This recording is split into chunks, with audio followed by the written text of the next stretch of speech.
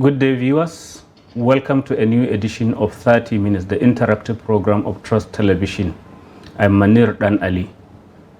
My guest today is the Group Chief Executive Officer of the Nnpc Limited, that is the rebranded Nnpc after the new petroleum law, Malam Mele Kyari.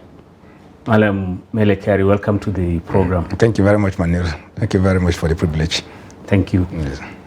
Where exactly are we with this issue of the Nnpc Limited? I mean, we've seen the new logo, but does the change go beyond changing of logo? Is there something substantial that has changed? Absolutely. The law anticipates that the Nnpc Limited will be a commercial company that will deliver dividend to its shareholders, that will also ensure and guarantee energy security for the country. Three crux of the expectation from this company.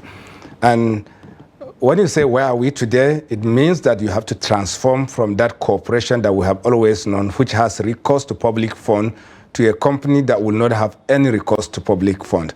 And it means that you have to be a company that will abide by all best practices in the industry, corporate governance, transparency, accountability to shareholders, and having a governance structures that ensures that you meet the requirement of the Company and Allied Matters Act. So it's a new situation. But does it no longer behave as if it is the treasury of the government? That is, when government is broke, it can dip into the Nnpc? No, not at all. It was never so, but it's much more difficult today because this company must pay taxes and must pay royalties as any other company in the country. And also, when it makes profit, it must declare dividend to its shareholders. So the shareholders will benefit from the taxes, from the royalties, and from the profit that will naturally come from this business. So once those values are transferred to the shareholders will determine what they will do with their dividend or the taxes and the royalties. It's a very, very different setup. Today, not doing this for the Nnpc not to pay taxes and royalties will be a breach of the law, and this company can be sanctioned. Therefore, what the law did is to detach it from overall governance that is associated with the federation account, going to the appropriation to get your projects done, passing through certain processes that a typical government establishment does, and we're cut off from all this. That means the price of this is performance. That means you must perform and deliver value to your shareholders. So there's really no issue around government coming and asking Nnpc to do anything. Everything Nnpc must do today must be things that are planned for, must budgeted for, that will also have commercial value. You spoke about shareholders. When will ordinary Nigerians be able to own, that is actually own, not just because they are Nigerians, but actually buy and sell this kind of shares of the company? Yes. If they are interested. Yes, today the company is owned 100% by Nigerians. So the 200 million Nigerians, over 200 million Nigerians are literally the shareholders of this company today. These shares are held in trust by the Federal Ministry of Finance Incorporated and the Federal Ministry of Petroleum on behalf of the Federation. So the dispute around who owns Nnpc is gone. The Nnpc is now owned by the Federation and is being represented by the Ministry of Petroleum Incorporated and Ministry of Finance Incorporated. Therefore, it's a box shareholder holding today now. But what the law provided for is that within 3 years, this company's share can be, the ordinary shares of this company can be sold to other Nigerians or other interested parties. It can even be international partners that can buy share only. So there's a process for this. That means you must take it to an IPO level. Once at IPO level, those shares will be declared, and it will be done so with the authority of the National Economic Council. That means all the 36 governors of the state must agree that certain share of these companies will be sold, and then that sale can now take place. At that point in time, individual can take equity in the company. When is that likely to happen? Yes, you must be IPO ready. We believe that the system processes, transparency, accountability processes that we have on ground are sufficient, and by the end of June, maximum by the end of the year, we will be clearly IPO ready. Once it is IPO ready, the law allows that the shareholders can sit down and decide to bring out a portion of that equity to be sold. So it will be at the discretion of the shareholders. The timeline is that it can be done within 3 years of the incorporation of the PIF, which is effectively from 2001. By 2024, you should be able to go to IPO. What about the refineries? Because they seems to be the troublesome part of your business.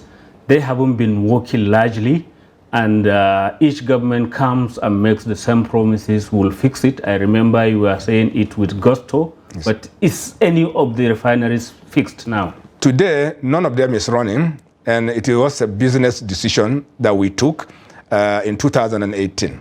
Even before I took over as the GMD, it was very, very obvious that you cannot continue to operate those refineries economically and commercially. When you put in, just in context, when you put in $100 crude oil, you produce $70 product. That means you are literally losing 30% of this value because of the inefficiencies that are in the system, and because of the way over the years, the refinery rehabilitation and turnaround maintenance were literally mismanaged. Let's call it what it is.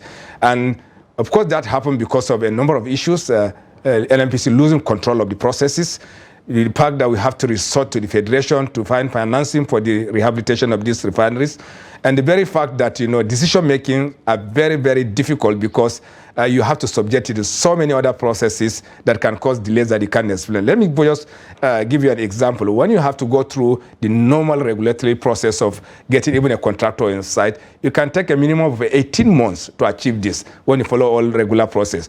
But when you have an unbundled company which can make business decisions, there are some decisions that you can actually make in 3 months instead of 18 months. So the combination of those bad decisions and the process that led us to the situation where the refinery, at a point in time, it became completely unmanageable. So have you now, under the new Nnpc, have you now started the process? Because I know if you check the papers, there have been reports, this refinery is going to be fixed, the Kaduna one is going to be some Koreans, the Port Harcourt ones, this one, the Warri one, this time. Where exactly are we on all this? Should we ever reach a time when we are not talking about fixing refineries? No, they are within sight. We have very clear contracts, we have clear deliverables, we have clear timelines.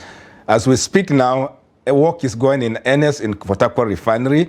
Our plan is to bring it on stream this month, but unfortunately we had some slippage because of global supply chain issues that we had. We believe that this plant will come online on stream before the end of this year. That we are very sure. That is the refinery that produces a tenth of the new Dangote refinery, 65,000 barrels. That is no, the Port Harcourt refinery has a combination of 210,000 barrels per day. So that means it's a third of the Dangote refinery. It is not a tenth in one place. Our total capacity as the Nnpc is 445,000 barrels in our 4 refineries in 3 locations. So it's not far from the Dangote refinery capacity, but the issue is today the ongoing process of the rehabilitation, it is no longer turnaround maintenance. What we have discovered when we conducted the essential tests and essential analysis that we have to do to determine exactly what is wrong with this refinery. Now we discovered that you're really dealing with a rehabilitation, you're not really dealing with a turnaround maintenance. And that's why we also did something different, which is that we didn't want to have recourse to public fund. Therefore, we decided to borrow to fix the refinery, because when you borrow, it puts pressure on you to perform, because the borrower's payment is tied to the ability of this plant to work. And that's why we borrowed to fix the Port Harcourt refinery. We're also borrowing to fix the both Warri and Kaduna refinery. And when are their timelines? That's Kaduna and Warri. Kaduna will kick up. The NS project is a 36-month project. But what happens in refinery rehabilitation is that you do them stage by stage. That means you can actually bring in fuel production as you continue the rest of the works that you are doing, which is what's going to happen in Port Harcourt refinery. We'll replicate the same thing in Warri refinery. Warri refinery contractor inside, the who is on site, working, mobilized to site, equipment being delivered to site.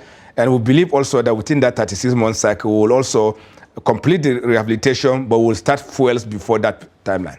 So all this suggests that until 3 years from now, we shouldn't expect much refining from the Nnpc. No, what I said is that, what I said is, that's not what I meant. We'll complete the total rehabilitation, which includes both the plant and off-site facilities and everything that is attached to it, to bring it to the world-class situation that it was. That's what I meant by completing the total rehabilitation. But what happens? But when will they yes, that's why Port Harcourt will start producing fuel this year, and by first quarter of next year, Kaduna Warri will start. That's what I mean. The Kaduna refinery has a peculiar problem. It needs imported fuel. Yes. Is that what is going to continue? No, it needs the imported fuel to create the petrochemical products. So the fuels plant can actually operate on the Nigerian crude, and when you need the petrochemical component of it, you import the product. But that's not a problem because we have very huge experience around importing the heavy crude from Saudi Arabia and Iraq. That's not a problem. Once it starts, we'll bring the heavy crude. And the pipeline that delivers it from the port to Kaduna is intact? No, it is not intact. It's work in progress. Remember, there are two things. One is that we are doing a total rehabilitation of the pipeline network to put a new set of lines from Escravos into Ori all the way to Kaduna. Now, as you are doing this, because you can't wait for that to happen, so the existing line can take the refinery to a certain level of capacity. 70, 80% of capacity can be provided by the current assets that we have. There are some segments of it that we are doing sectional replacement, and they will be available to provide crude oil until we have the new lines put in place. Do you share the sense of celebration that on May 22nd, the Dangote refinery, which I think Nnpc owns 20%, is going to come on stream?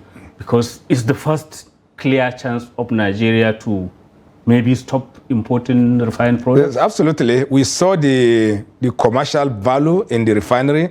We saw the necessity for the completion of this refinery.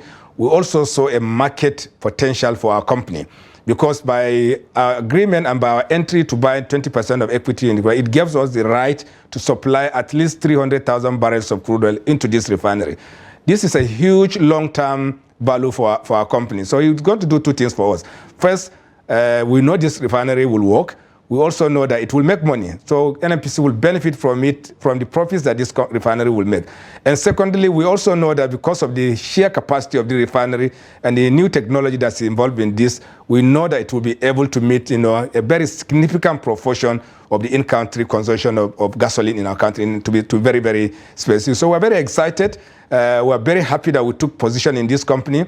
We're on the board of this company, and this means that once this refinery comes on stream, and we're able to complete our own rehabilitation exercise, our country will become net exporter of petroleum products, not just to West African stores. Actually, there will be a reverse flow to certain jurisdictions. Today, they are backing out in Europe. A number of refineries are being shut down for the obvious reasons around energy transition. As we are doing this, they are creating a space, and that space will be filled by Nigeria, particularly for the West African country and some of our countries. And the whole industry is waiting for this to happen. Once you have 80 million liters of gasoline coming from Nnpc, potentially up to 50 million liters coming from the Dan River, the combination of this will be well above our national consumption as it may look, and of course will become next exporters. What's the arrangement with the Dangote refinery and Nnpc? Are you giving them at some discounted rate the crude? Or is there, what exactly is the arrangement? There is no, this is also a misconception all over throughout the history of Nnpc. Nnpc has never discounted the sale of crude oil. Crude oil is always valued at international price. So when the refinery buys crude oil, you value it at international price and will sell to them as if they are buying in Rotterdam. The only difference is that maybe logistic of moving from Warri into Lagos will be very different from as if you are buying crude from Nigeria and taking it to Rotterdam. So there are two different things. So you have that leverage of reducing the cost of freight. That's all it does. Otherwise, it will be priced at international price. The arrangement we have with them, and I know this is also in the public space, is that how are you going to pay for this? The crude oil that we're going to sell belongs to Nnpc. We have agreed that when we evaluate at the market, then we are now going to use at least $2 of our income to pay for the debt, for the equity that we have taken. So it's not a discount. You have to value it at international price, and then you can now say, okay, I'm going to use $2 of my income to pay you. So that suggests that they will also be selling the refined products to you at the international price, absolutely. At international price. So does that suggest maybe there is a misplaced cheer among Nigerians that they expect maybe they could get the fuel cheaper? No, it is not misplaced, because when you produce locally, the product becomes very close to its users. That means you are reducing a fragment of the cost, which is freight, because you would have brought it from Rotterdam to this place. It will cost you at least 22 to 27 naira per liter. Now, when you bring it close to you, probably it's going to call you 78 naira. That means that 20 naira difference will be the discount that consumers can easily expect. Now, apart from that cost, because you are now having local manpower, it will probably cheaper cost. So the refinery will be able to price it, the collateral management cost, because it's not just about pricing the product. Of course, you have logistic cost, you have manpower cost, and so on. So they will be cheaper. Once that happens, the refinery will be able to sell it a little lower than it would have been when you are importing from another place. Yes, of course, there will be some reduction. I think it's a very good point at which we could go on a short break and resume the discussion afterwards.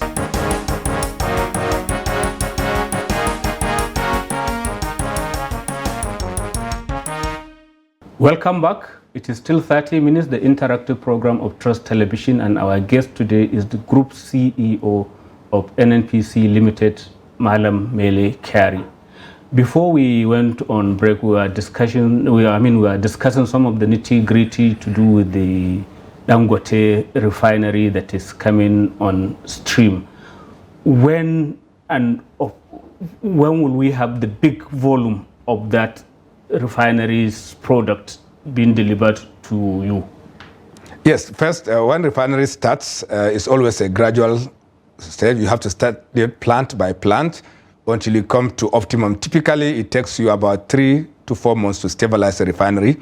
And once it is stable, you can now say, look, I'm at peak. You can now determine what kind of product can come out from a new refinery. So I believe that you need at least 3 months to stabilize this refinery. And once it does, you can now come to full capacity.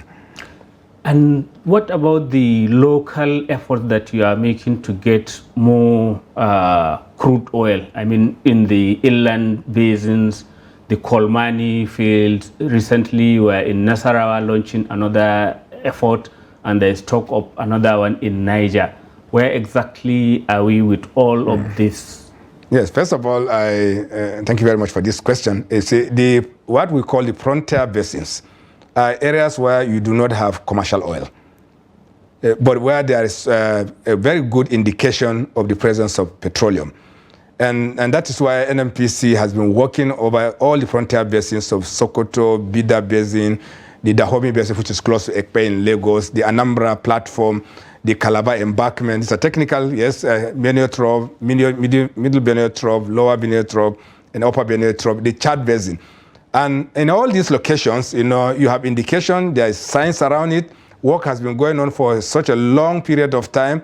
We didn't have commercial discovery until we found the Kolmani. The Kolmani is a huge finding.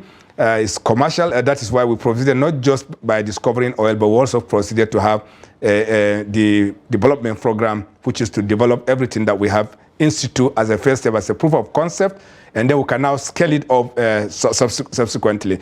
So in Kolmani, it's commercial. We know commercial in terms of yes. Crude oil and gas, or crude oil and gas. Yes, okay. Crude oil and both crude oil and gas is. I don't want to give the numbers, but they are crude oil and commercial. But there's significant commercial. Otherwise, you will not even start a development process.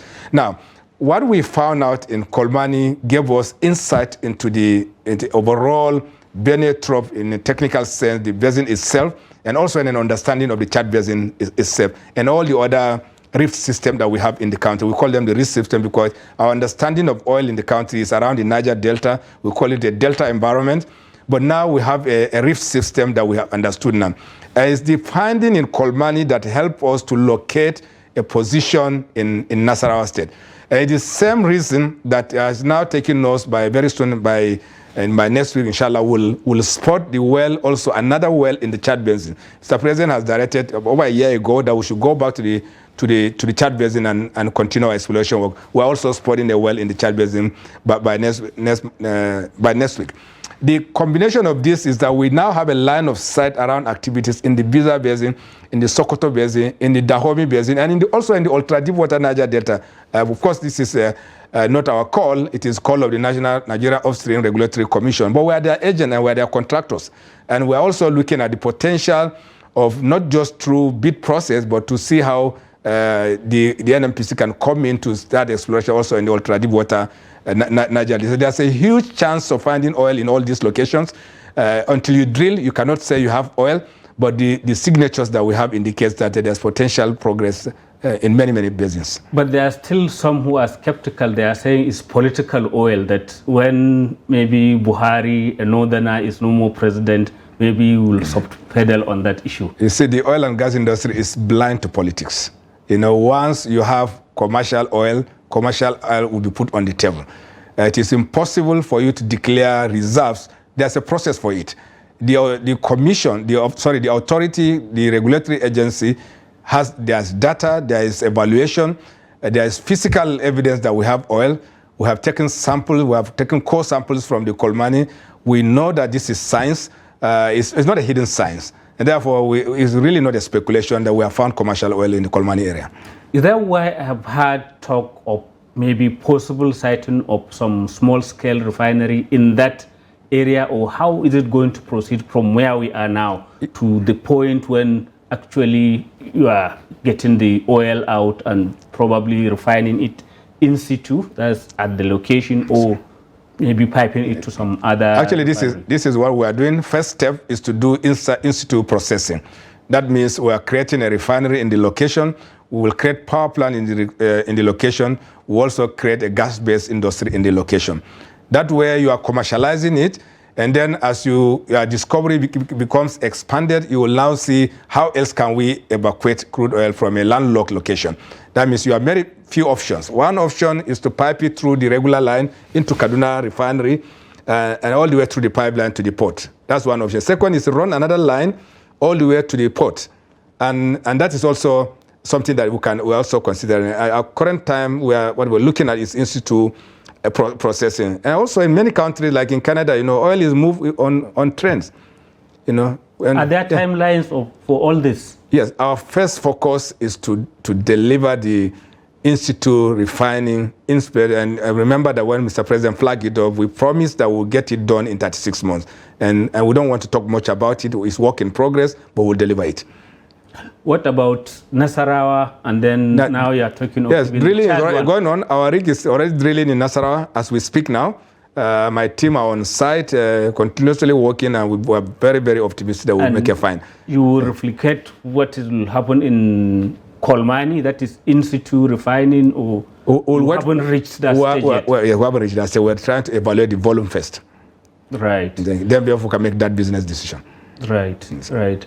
And what about, at one point there was talk of even importing the refined products from the Niger refinery, the one run by the Chinese. Is that still on the cards? Or is it no, it's really a very small refinery. You know, it's a 20,000 barrels per day refinery. It can't even meet the consumption of Kano. So yes, it's a market. If it's convenient commercial, we'll take it from there. But mind you that we are multi-million liters market.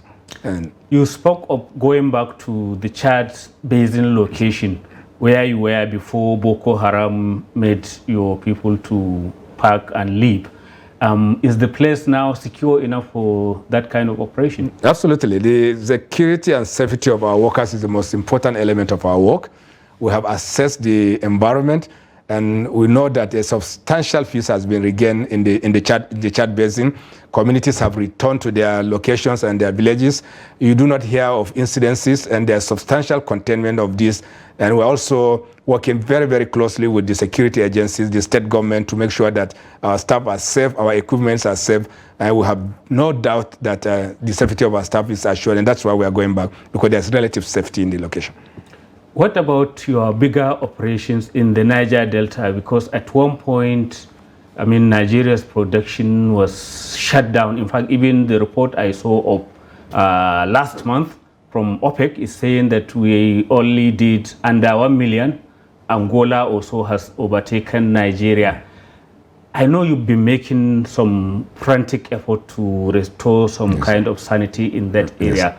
But how far have we gone, and how bad is the situation currently? Yeah, maybe how good today, because let me start from how good it is. You know, close to a year ago, when we saw the absolute danger that the activities of vandals and oil thieves are causing to our country, we started a process with the approval of Mr. President and his directive that do something different. And therefore, we brought on the table all the government security agencies, private security contractors, communities, our partners, everybody on the table to say, look, we need to do something different. And we came up with a scheme that will respond to that situation.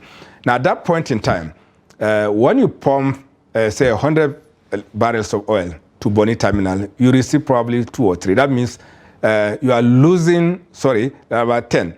That means you are losing over 90% of the production along the pathway. And companies, once they see this happen for 1 or 2 days, they'll shut down. Because you won't continue to produce. At the point, Bonny Terminal was doing 0. And you have to shut it down. You have to shut it down because there's really nothing else you can do because the pipelines is simply not manageable. You can't operate it. And then the scale of this disaster is that, we have taken down close to over 3,000 illegal refineries since we started. And 3,000 is a large number. And of course, when you have infraction on your pipelines, attachments to your pipeline, they make it weak, they make it inoperable, and of course, the activity that we have done has reduced this substantially. Now, how do you know it has worked? Today, Bonny Terminal losses is less than 2%. That means when you pump, even though we still have the insertions on the pipeline, the containment that we have with the government security agencies and the private security contractors, how we have manned the pipeline, it has made it impossible for those new illegal refineries to come off in the speed that they were doing before.